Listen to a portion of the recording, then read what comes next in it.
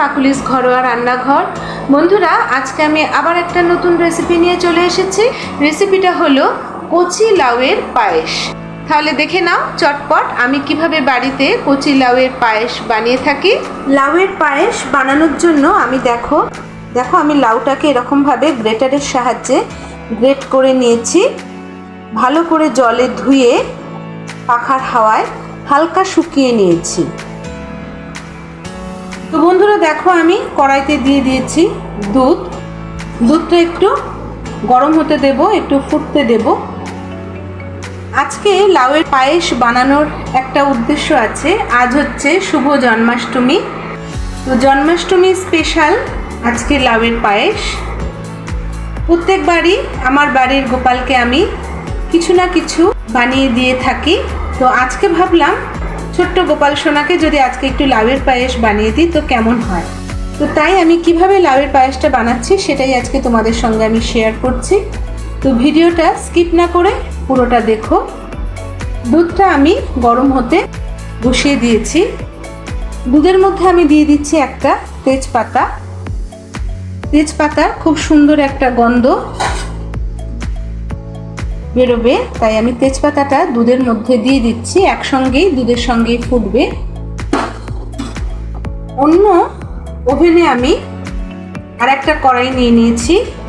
কড়াইয়ের মধ্যে দিয়ে দিয়েছি আমি ঘি। অবশ্যই তোমরা এটা ঘি দিয়ে করবে। দিয়ে দেব আমি ছোট এলাচ,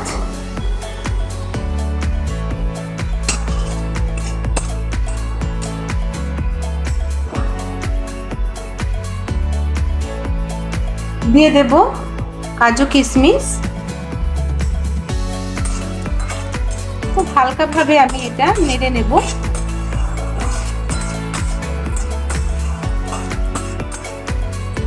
বেশি লাল লাল করে ভাজার দরকার নেই। এখন আমি দিয়ে দেব গ্রেট করে রাখা লাউ। ভালো করে একটু নেড়ে চেড়ে নেব যাতে লাউয়ের গন্ধটা কেটে যায়।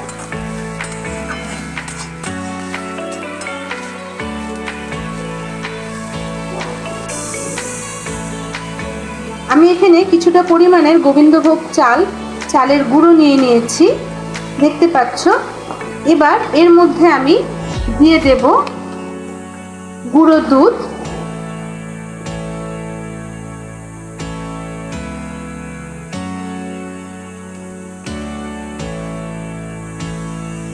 তোমরা দেখতে পাচ্ছ দুধটা উতাল এসে গেছে, দুধটা ফুটতে শুরু করেছে।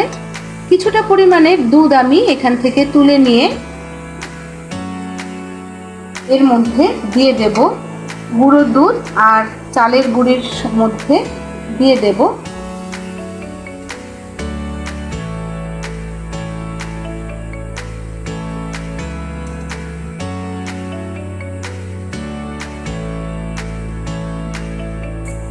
দুধের সঙ্গে এই মিশ্রণটা আমি ভিজতে দেব।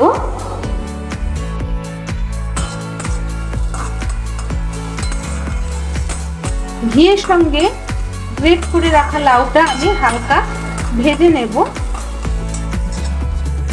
এর মধ্যে দিয়ে দেব আমি সামান্য একটুখানি লবণ। যে কোনো মিষ্টি জাতীয় জিনিসে যদি একটু লবণ দিয়ে দেওয়া যায় তাহলে মিষ্টির স্বাদটা আরো দ্বিগুণ হয়ে যায়। যে সমস্ত নতুন বন্ধুরা আমার রান্নার রেসিপিগুলো ফলো করছো তাদের কাছে আমার একান্তভাবে অনুরোধ, আমার চ্যানেলটাকে সাবস্ক্রাইব করে তোমরা পাশে থেকো।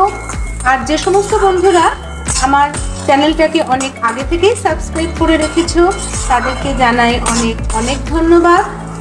লাউটা ঘিয়ের সঙ্গে খুব ভালো করে আমি নেড়ে চেড়ে নিয়েছি। অপরদিকে কড়াইতে দেখো দুধটা ফুটে গেছে।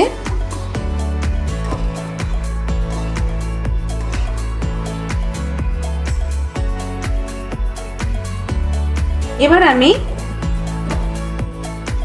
গ্যাসের ফ্লেমটা বন্ধ করে ভেজে রাখা লাউটা দুধের মধ্যে দিয়ে দেব।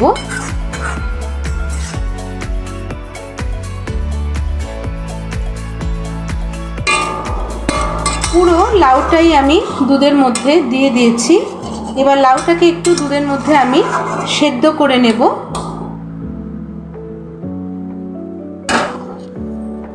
তো বন্ধুরা, এখন আমি দিয়ে দেব চিনি।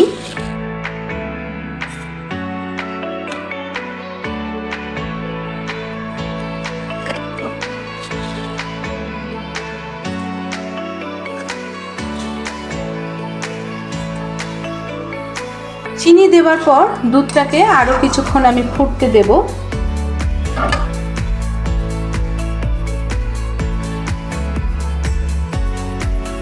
এখন আমি দুধের সঙ্গে যে চালের গুঁড়ি এবং গুঁড়ো দুধ মিশিয়ে রেখেছিলাম সেটা আমি ঢেলে দিলাম।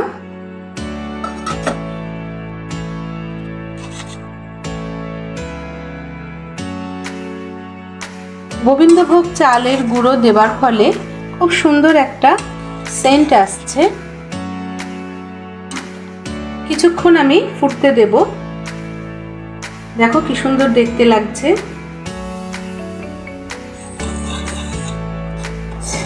দেখো বন্ধুরা, দুধটা কিরম ঘন হয়ে গেছে। তো এই পর্যায়ে আমি রেখে দেবো। তো বন্ধুরা দেখো, রেডি হয়ে গেছে আমার জন্মাষ্টমী স্পেশাল লাউয়ের পায়েস। কেমন লাগলো আমার এই রেসিপিটা অবশ্যই কমেন্ট করে জানিও।